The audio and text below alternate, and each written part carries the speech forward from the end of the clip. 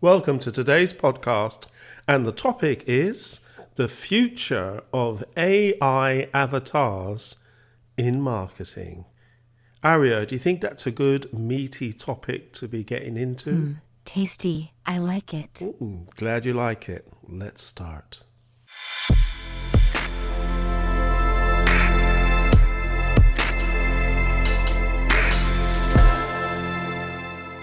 It is that time again. Time for another Just Add Social podcast. Our resident social media expert is Clive Roach, and he is once again the host for this episode. Over to you, Clive. Okay, so today's topic, as I said, is the future of AI avatars in marketing, prompted by an event that happened on June the 15th, a live streaming event by a virtual influencer. And that really has made me inspired to write a blog about what are the repercussions from this event. And we're going to be breaking that down, looking at the event in detail, and then how it can be used to create insights for marketeers going forward. How we can then use it for product demonstrations and looking at some of the aspects about the technical things that need to be resolved to make AI avatars work just like that, but for us in a real world sense, because the real-time responsiveness was just massive in that live streaming event, but it's not really realistic for most marketeers in 2025. So looking at the scalability barriers to go forward, and finally some strategic considerations for us all for implementing AI, and of course the ethical things as well. In this podcast, we have a way to describe how advanced the topic is. We provide this number up front in the podcast description, so you'll see that there, and at the start of each podcast. So this enables you to have a heads up as to the depth of detail, so you can decide which podcast is best for you to learn from based on your personal view of your own social media or technical savviness. And for today, Aria, can you tell us what the social savvy score is for today's podcast? I think this is level 5 on the Savvy Social Scale, 1 to 10. Thank you. Level 5. So that's skilled intermediate. So able to tackle moderately complex technical marketing challenges. So I think that's appropriate for this topic of manipulating AI avatars for your marketing endeavors or communications or whatever it is that you do. So yeah, very good. So let's start with chapter 1, shall we? 1. So the event that I mentioned before, June the 15th, 2025, was about a Chinese entrepreneur, Luo Yonghao, who made global headlines by hosting a 6-hour-long live stream that was entirely fronted by his AI avatar.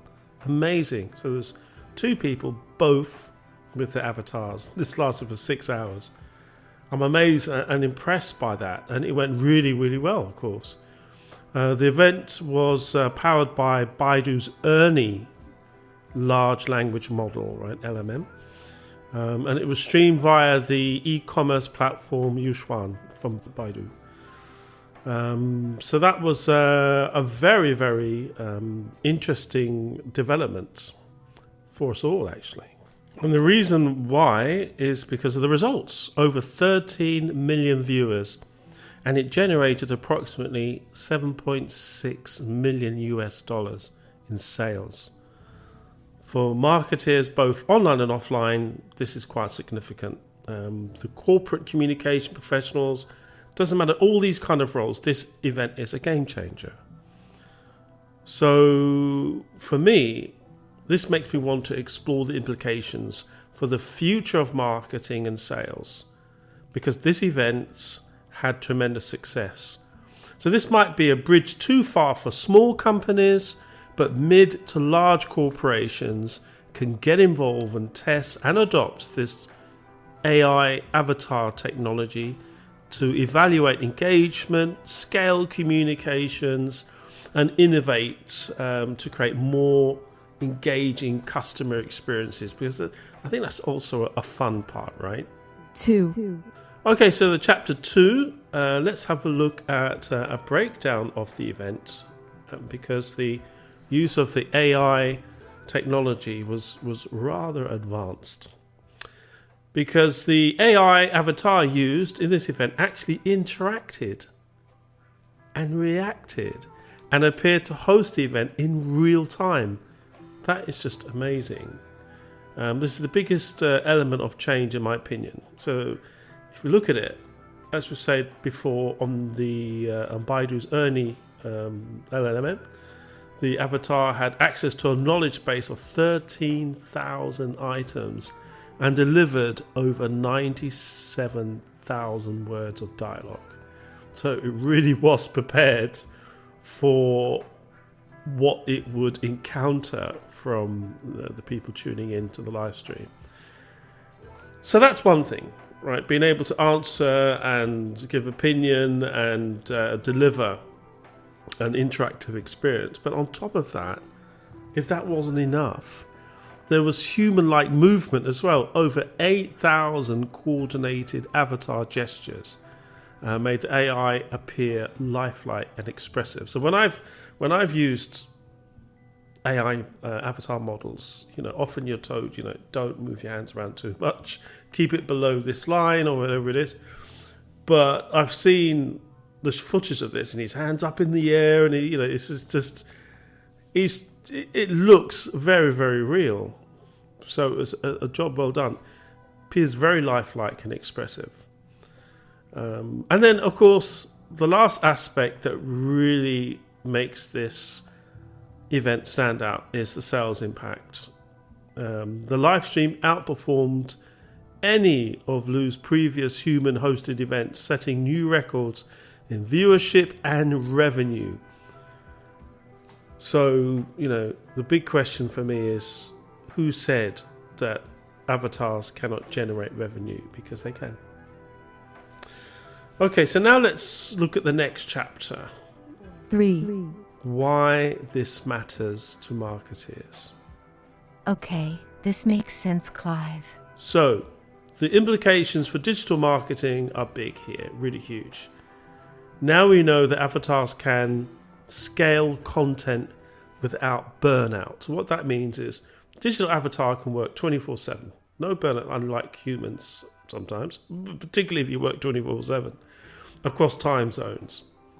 They can ensure brand consistency. Scripted yet adaptable avatars can ensure on-message communications, generally speaking. And of course, they can cut through digital fatigue, because human-like avatars are still seen as magical in a way. And they can boost engagement rates, so people really will want to watch and see and engage with a high-quality avatar like we see in this particular case. And then, of course, they can enhance personalization, right? So AR avatars can theatrically respond to individuals. So I tried this out myself a few weeks ago at Hey Gen, some really great interactive avatars, and I made a podcast about this experience already. It's just fun to talk to an avatar and have it answer my questions. I think it's great. Like Aria, I get asked a lot, are you real or are you an avatar? People always ask that.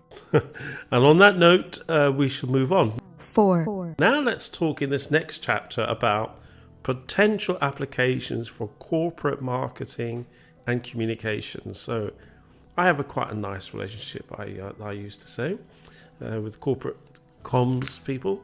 And so now let's look at how AI avatars might impact their role as seen today.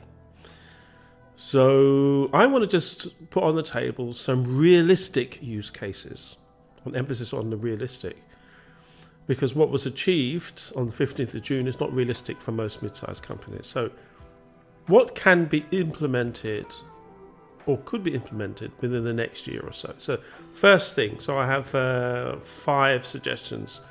Product demonstrations. This is more for marketeers really than comms people, but Some people have dual roles.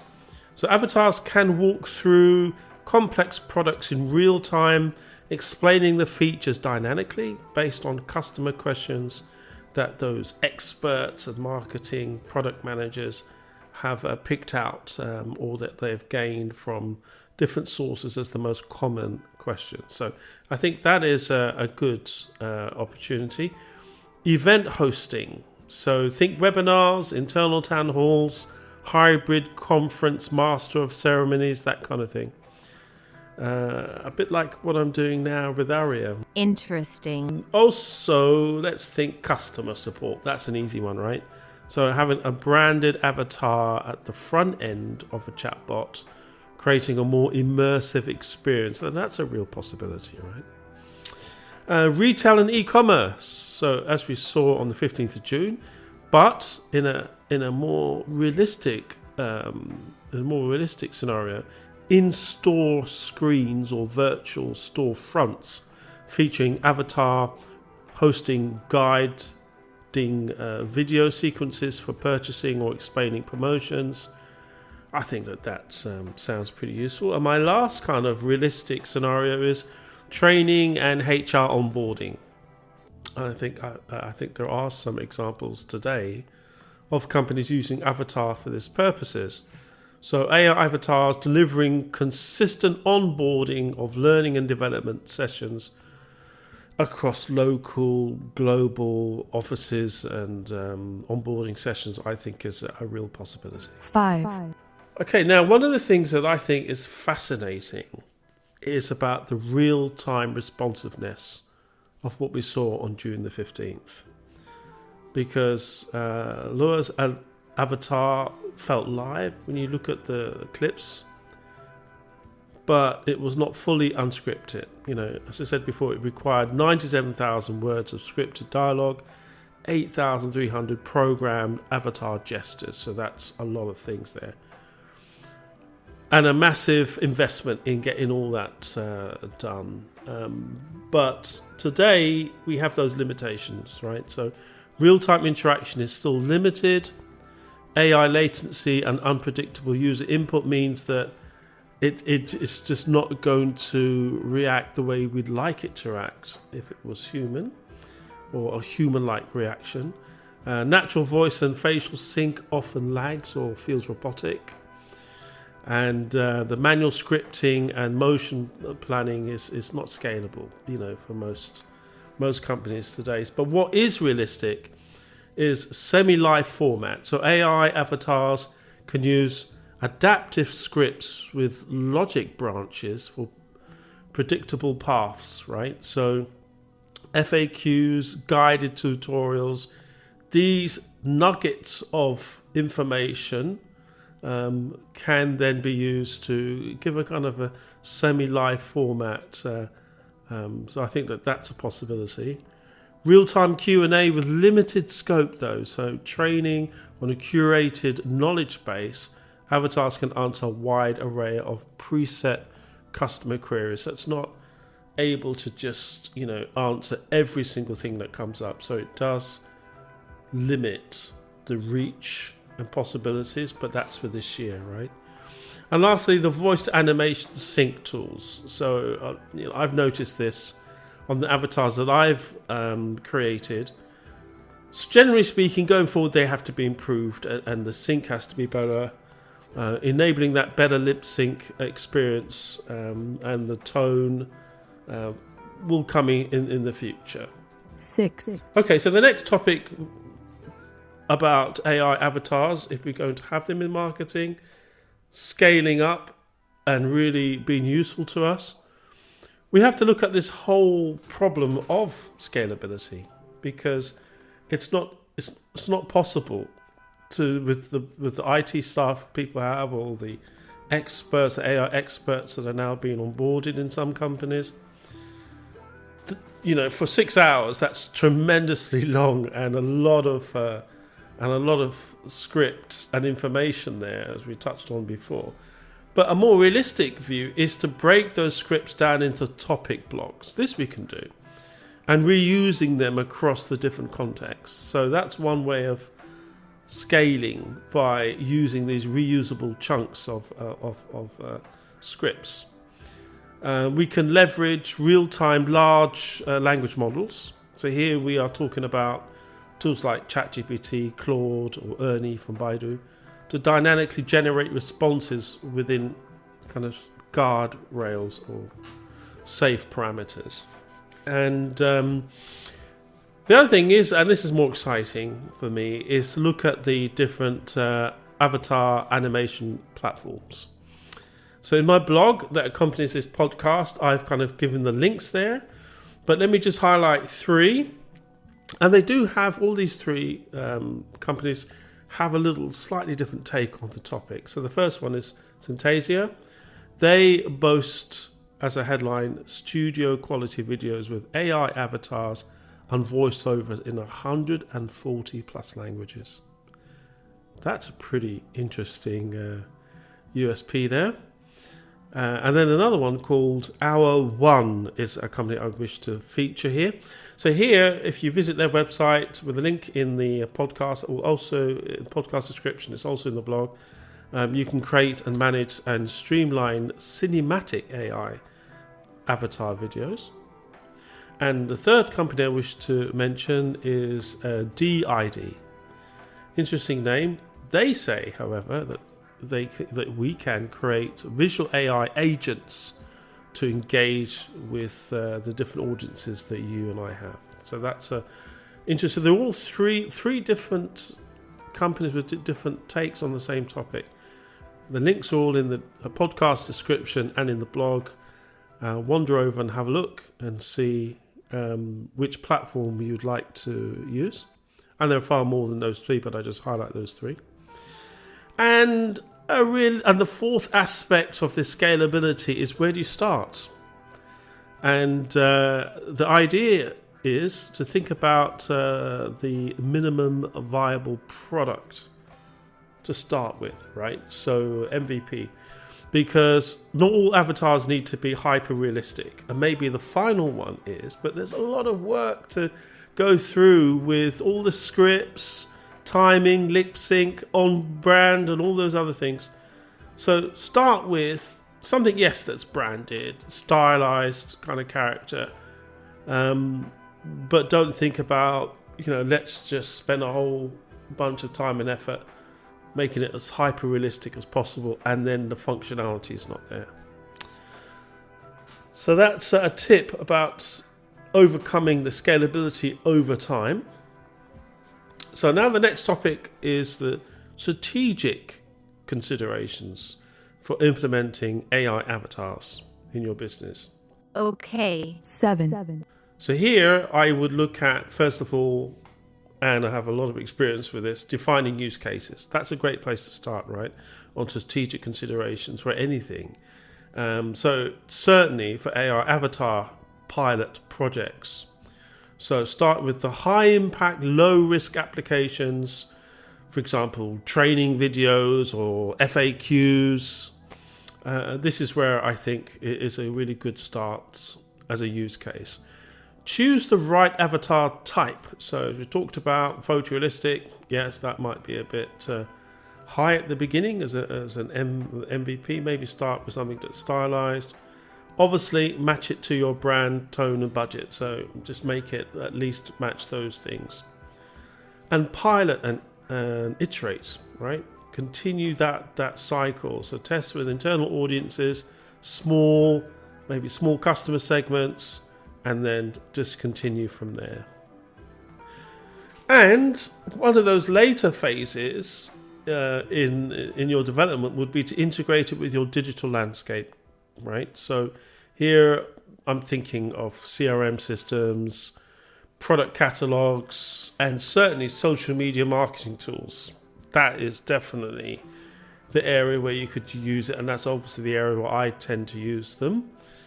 And don't forget to kind of look at the ROI as well, because somebody will come knocking on the door and ask about that. So use metrics like time on the page, engagement, conversions, support resolution time, whatever specific to your business. Make sure that that's detailed in the use case or your strategy for using them, your project implementation, as to, well, what are we trying to achieve here in a financial way.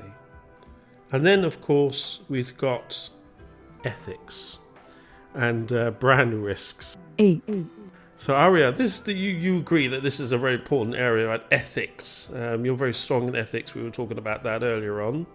I am always lost on this one.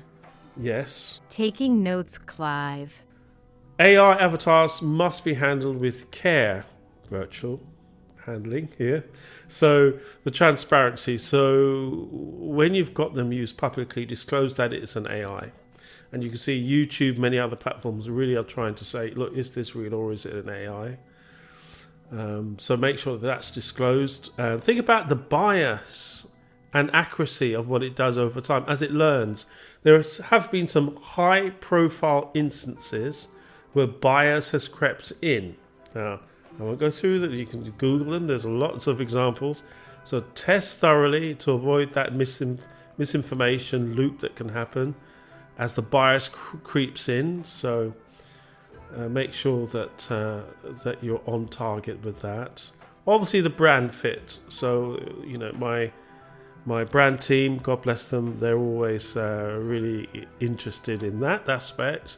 And don't forget the IT folks, because they want to be certain of the security. Now imagine if your MVP avatar gets hijacked or spoofed, and imagine you will not get another project again after that one. So try and make sure that your security, your brand fitness, alignment is all there, as well as all the other great fun things that we talked about in terms of using this for projects. Okay, I can see, Aria, you're looking at me because we've come to the end and you want to go to that key takeaways point, right? So I'll hand it to you to introduce the last part, the summary of this podcast, Aria. Get ready for the key takeaway section, Clive. Here you go. Okay, Clive, list the key takeaways now. 9, Thank you, Aria. So let's look at the key takeaway here for the topic of AI avatars in marketing. And my message here is a bold one. Move forward, marketers. Get up and get moving. It's a glimpse into the near future of marketing, right? While full, real-time, unscripted avatars may still be a few years away, this podcast has highlighted use cases for piloting AI avatars today. And if I can do it on very limited budget, just for my own personal fun and education, I'm sure you can as well. The opportunity is there for mid to large organizations looking to scale and grow communications as well. So we've talked about those. The key point is experimentation. That's it. The key point is experiment. Start now. And eventually you will love that you have this AI avatar set up that can really engage with your audience in novel new ways. And of course, if you experiment with those limited capabilities that we talked about, then when you can scale as these things get more and more advanced and you've got the ability to interact in real time in a cost-effective way, then you will be right there at the forefront with your company to make it happen. So start small, experiment, MVPs, and remember, in the age of AI avatars, the face of your brand could soon be virtual, but the impact will be very real. That is the aim. So thanks for tuning in. Remember, just adding social with AI avatars allows you to engage with your audience in fun ways, share your story, and create conversations that resonate far beyond traditional media. That's the promise that we have in front of us. Thank you very much for listening. And Aria, you want to say your goodbyes as well? You're waving there. Go on then. Please do subscribe to the podcast before you go. Great. Thank you, Aria. Thanks all for listening, and we will talk again in the next podcast. Thanks and goodbye. See you all next time. Bye.